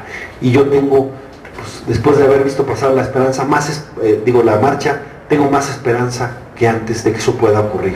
Y el fatalismo de que ya el viejo régimen venía en caballo de Hacienda y todo era un trámite, eso ya cambió. Ya hay una variable. Vamos a ver qué pasa. Pero por lo menos ahora la moneda está en el aire. Y ahora vemos a Peña Nieto tan preocupado que le llama al PRI a cambiar, se deslinda de todos. Dice que pues ahora sí que casi llámase otro partido, porque pero sin autoridad moral, porque no hay un solo hecho que acredite que Peña Nieto es un demócrata, ni un solo hecho, solo su saliva. ¿Pero por qué lo hace ahorita? Pues por la presión social. Todo el mundo entiende la potencialidad que tiene este movimiento y esa gran fuerza que es su razón moral. Pues bueno, fue muy somero, había mucho que hablar, pero quizás con la contestación de las preguntas podemos ser más concretos y específicos. Gracias.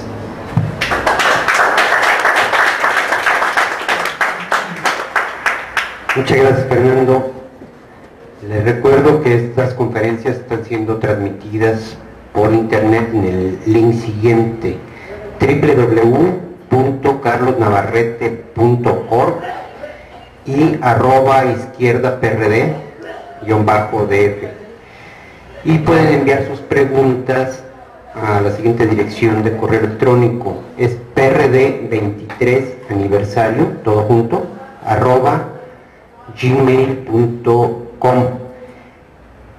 Les han pasado a quienes están en este salón algunas tarjetitas para que, si quieren, hagan sus preguntas y las pasen, por supuesto siguiendo la tónica democrática y de diálogo abierto que ha inaugurado Fernando.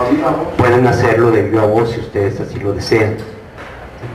Entonces tienen ustedes la palabra. Así, compañero, así era. Muchas cuestiones con el compañero ponente. Sí, son algunos errores de apreciación en algunos aspectos.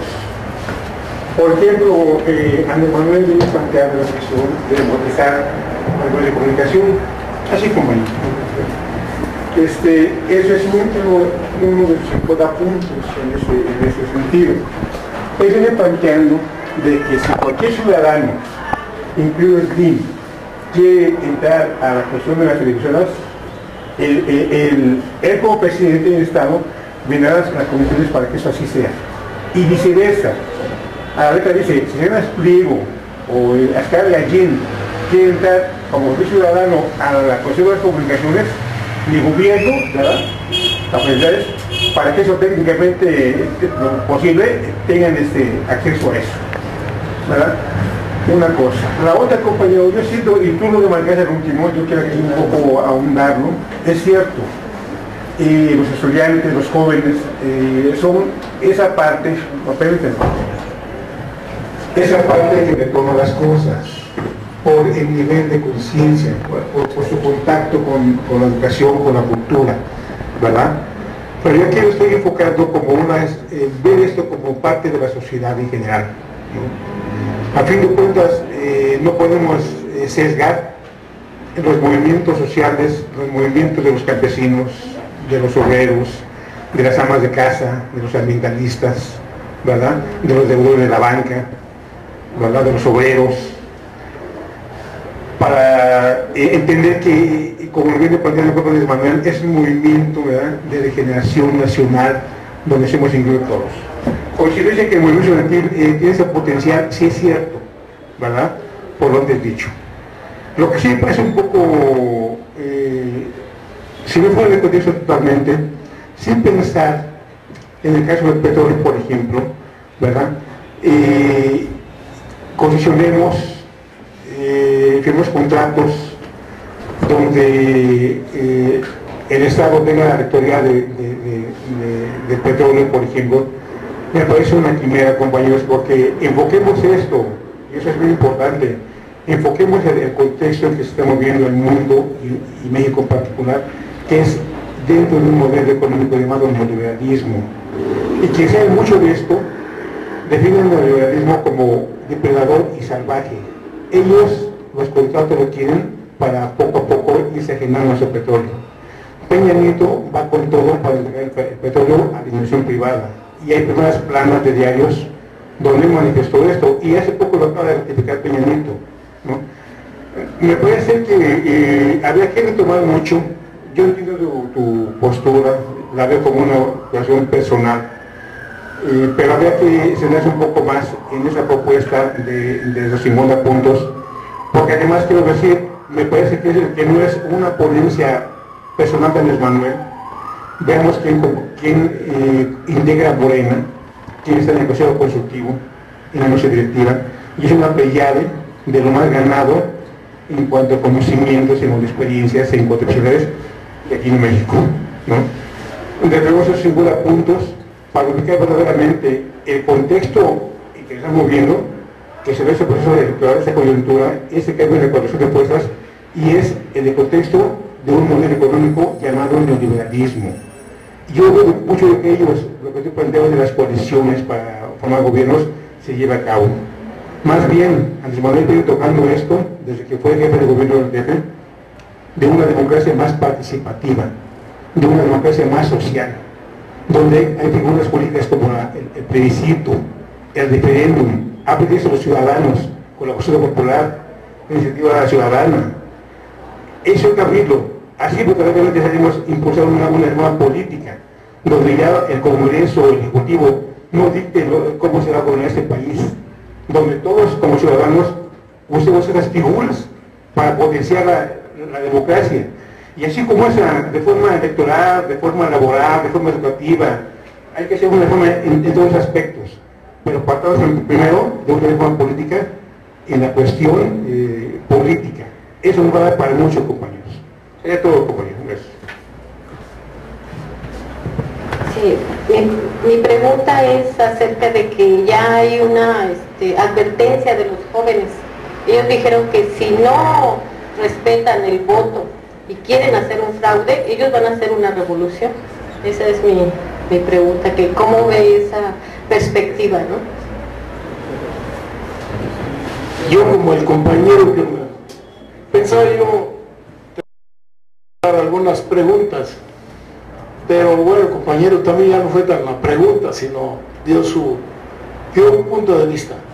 Con relación a la exposición es pues bastante ilustrativa, yo creo pues definitivamente amplia, con experiencia, y sí, yo creo que sí nos da puntos de cómo se ha venido comportando el estudiantado, incluso antes de toda esta época. Yo agregaría, por ejemplo, que lo de cuando el agravio de la bandera fue el 13 de septiembre del 68, en la marcha silenciosa. Se subieron a unos camiones los compañeros y bajaron la bandera, o más bien no bajaron nada, subieron la bandera roja y negra y supuestamente manipularon en que esto ya era un agravio a la bandera de nosotros. Y sacaron a toda la burocracia y mucha gente ni se les siguió, pero estaban obligados toda la burocracia a estar ahí. Luego, siento que de todo lo que está planteando, mucho tiene que ver, pero mi visión es esta. Mi visión es que hace falta movilizar a toda la ciudadanía, a toda por completo. En el continente existe el FECOC, que es un frente continental de organizaciones comunitarias, y ahí se piensa cosas que hemos despreciado nosotros. Destruimos los comités de base que desde un inicio se salieron, hay otros ya hoy, y se suplantaron por brigadas de propaganda, y esto no permitía que deliberaran un grupo de compañeros, igual que podía ser una célula comunista, o igual que pudieron ser otro tipo de entes, para tratar de levantar un trabajo por fábrica, por colonias, por barrios, por pueblos. El FECOC estuvo en el 9º Congreso, en el Campamento Tierra y Libertad, en Monterrey, y ahí acudieron de toda Latinoamérica. Esto ya tiene a lo mejor unos 9 años, unos 4, era el 9º. Ahí asistieron los comités en defensa de la Revolución Cubana. En ese entonces, antes de darse el movimiento en Bolivia y en Ecuador, asistieron ellos y plantearon esa manera de organización. Y así tenían que a las Naciones Unidas y los movimientos de Europa y de otros continentes. Poco tiempo después surge Evo Morales, pero también con influencia de muchos sectores y muchas organizaciones, pero principalmente de este FECOC, que ya hacía barricadas por barrios, por municipios, por todo esto, y ya vean el resultado. Y siguió la gente participando, que si a los ojos de Evo Morales surge un proyecto que iba a unir dos comunidades distantes, atravesando una parte selvática, y el pueblo lo vio que no era correcto, pero era el pueblo organizado, y probablemente quién sabe quién tuviera la razón, pero yo creo que el pueblo, cuando se pone bien patalonudo, siempre va a tener la razón, ¿verdad? Pues se va a imponer. Y le invitaron a su propio presidente, a su propio candidato, que realizara eso, y tuvo que bajarse Evo y va a dialogar. ¿A qué voy con esto? Sí está bien todo lo planteado hasta ahorita. Yo esperaba que alrededor del 2010 se diera la fecha histórica de 1810 y de 1910, pero alrededor, porque en los procesos históricos no es como si fuera una fiesta de cumpleaños. Se lo he leído a quien sea, ¿no? A veces muchos sí les gusta estar citando, pero luego a veces también no se ve muy bien.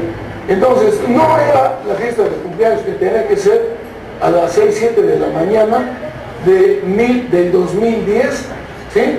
Que ya se hiciera por decreto y por festejar esto, pero alrededor del 2010 se está dando. Esto es muy estimulante, esto de los estudiantes, por todas las características que ya nombró, pero si no organizamos por colonias, por comunidades, por todo eso, va a ser muy difícil. Y miren ustedes, yo también estoy por una nueva constitución en el Distrito Federal, pero también en toda la República. ¿De qué carácter? Yo creo que primero se va a dar una a través de las cúpulas de los diputados que llegan de los diferentes partidos. Pero nosotros necesitamos ir preparando a la gente para que con la fuerza necesaria, con los instrumentos que se puedan, impongan una constitución, y que desgraciadamente sí va a ser de sector, de clase, Sí, unos privilegios se podrán abandonar, a lo mejor hasta el de seguir sin empleos y dejar de trabajar y todo eso, a lo mejor hasta esos privilegios tenemos que abandonarlos, pero no, tenemos que buscar otros privilegios para nuestra sociedad, pero por medio de la fuerza de toda la ciudadanía. Ahora, de los partidos sí había que rebasarlos. Yo he tomado los partidos como una bolsa de trabajo, principalmente al PRD. Del PRD yo me he mantenido algunos periodos, pero yo siempre he trabajado, yo no he sido un parásito, he tratado de trabajar en donde sea y hasta donde no me pagan, por decir algo, las representaciones sociales de diferentes delegaciones y a nivel nacional. Entonces, y debemos de cuidar esas trincheras en todos los partidos, cada quien con su forma. Lo último, a mí me gustaría que rebasáramos el nivel nada más de los partidos, seguir ahí, pero y además para ir cubriendo quiénes van a legislar pronto. Pero además yo digo, sí es necesario que formemos representaciones sociales netas en cada delegación y en cada estado de la República y a nivel nacional obtener un resultado. Podría ser algo como el Congreso Social, pero hay muchas formas y ahí compañeros, claro que sí, que ya tendría que pasar unos tiempo, compañeros, su exposición, pero no, la pregunta es concreta. A mí sí me preocupa demasiado el hecho de que este movimiento tan que está llevándose a cabo sea un movimiento que no sea contaminado por la clase política. ¿Cómo podríamos hacer? Porque ya ahorita empezaron ya las filtraciones, ¿sí? Ese es uno. Y el otro, ¿cómo dignificar aún más el trabajo de los muchachos? Porque ya empiezan los ataques, ya lo vimos ayer en Querétaro, cómo empezó ya el ataque. Eso es solamente mi pregunta, cómo evitar, ¿sí?, que sea contaminado y cómo dignificar aún más. Hay una pregunta del compañero Simón Flores de Mesa que dice, ¿de qué manera el PRD está participando en el movimiento Soy 132? Bueno, empiezo por la primera de Mesa. El PRD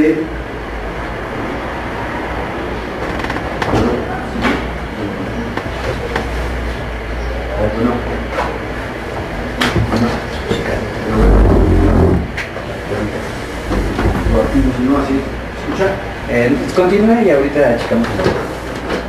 Bueno, Continúe la respuesta y ahorita checamos. La primera pregunta es muy importante. ¿De qué manera participa el PRD en el 132? De ninguna. Puede ser, o seguramente, muchos de los que marchan votarán por el PRD o votarán por otros partidos. Y habrá algunos que marchen ahí que incluso puedan ser militantes del PRD, que están en su derecho. Pero el PRD como tal no participa en el movimiento. Va a ser, el PRD está obligado a respetar la autonomía del movimiento y su apartidismo como tal, ¿no?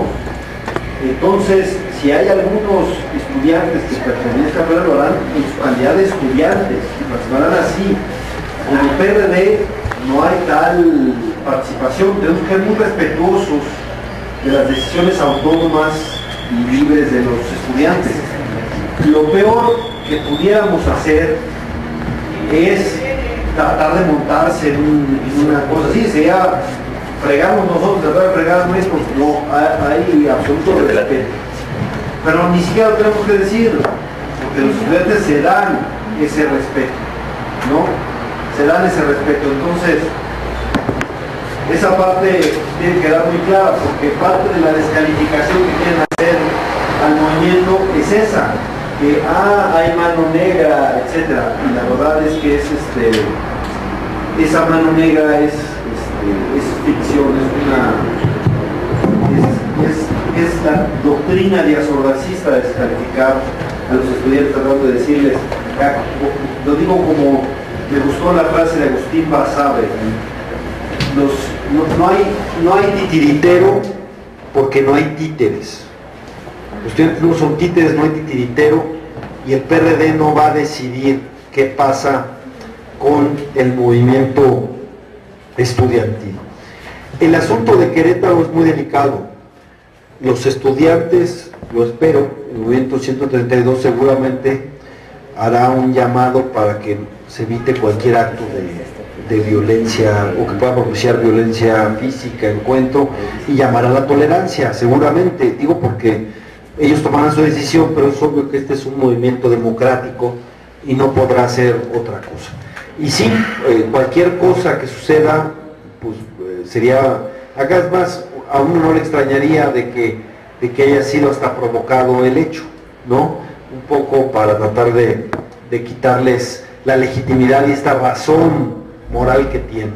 Tratar de ubicarlos con la violencia, con la provocación, con la intolerancia, y esto, por eso yo estoy seguro que, ahora, sobre contaminación de clase política acá, pues yo te diría, lo que necesitamos es que los políticos nos contaminen los jóvenes, o sea, que los jóvenes nos contaminen a los políticos, ¿no? Qué bueno que haya esta interrelación. Nos urge esa contaminación, adquirir pues terrible llamado de atención. Termino porque va a ser muy breve. Sobre el asunto, claro que en muchas plataformas está lo de la democratización de los medios. Es cierto que Andrés Manuel no tiene sus 50 puntos, pero aquí es clave una cosa. Los estudiantes podrán depositar su voto a quien quieran, muchos con la izquierda, muchos con la derecha, con quien quieran, ¿no? Podrán votar lo que quieran, ¿no? El voto es libre y yo estoy seguro que esta organización es heterogénea y no irán todos los votos a una canasta, irán a varias. Pero lo más importante es esto: no se van a entregar a nadie. Es decir, la garantía van a ser ellos mismos, es su propia fuerza. Si creen que todo ese momento van a decirle, en ti confiamos y nos entregamos, yo creo que no están entendiendo el movimiento. El movimiento no le va a firmar un cheque en blanco a nadie, a ningún partido, a ningún político, a ningún candidato, por mayor estatura política que tenga. No. Si algo yo estoy entendiendo de este movimiento es que hay una interpelación a todos, ¿no? Y independientemente de a quién le otorguen el voto, no le entregarán un cheque en blanco a nadie. Y qué bueno, porque su principal garantía de que esto cambie es que se mantengan organizados y que se mantengan exigentes. Ese es el punto, no se van a entregar a nadie. Qué bueno que no confíen en nadie en ese sentido, ¿no? En ese sentido, claro, hay que tener confianza en la gente, pero nadie para decirle, ¿sabes qué? Te entregamos todo nuestro capital, haz con él lo que quieras. No, yo estoy viendo que este movimiento no va para allá, y qué bueno, ¿no? Porque todos necesitamos cambiar y modificarnos. Doy un hecho sintomático. La marcha anti-EPN, anti-Peña Nieto, no fue convocada por ningún candidato ni por ningún partido. Es más, se quiso desinflar y de una manera intencional se convocó al día siguiente a una marcha por Andrés Manuel, ¿no? Y aún con todo y eso salieron 46,000 gentes a marchar. Eso te habla de una espontaneidad, de un estado de ánimo de la sociedad. Y quiero decir que estoy convencido de que la mayoría de esos que marcharon contra Peña Nieto y que van a votar por Andrés Manuel, por la izquierda. Esa es mi percepción, no puedo asegurar, pero es mi percepción. Pero no los desinflaron. Y aunque quisieron de esa parte decir, no vayan a la marcha del sábado, vayan a apoyar a Andrés Manuel el domingo nada más, fueron a la del sábado también. Eso te habla de una autonomía, de una madurez de la gente, ¿no? De una organización. Si no entendemos ese estado de ánimo es que no estamos entendiendo los mensajes que nos mandan por allá. Y qué bueno que la sociedad sea exigente y que la sociedad no se entregue a nada ni a nadie. Eso nos va a mantener a nosotros permanentemente con la intención de rendir cuentas y de hacer esas cosas ahí. Qué bueno que hay una sociedad vigilante. No sé, creo que la señora ahí quería decir algo. Sí, a mí me consta que la marcha del sábado no nomás fueron estudiantes, fueron profesionistas. fueron trabajadores de todos y nadie nos manipuló. Y el domingo fueron otra vez igual y todos se guiaron por la red. Así que ahí, quién sabe si actualmente lo quieran hacer alguien, pero no.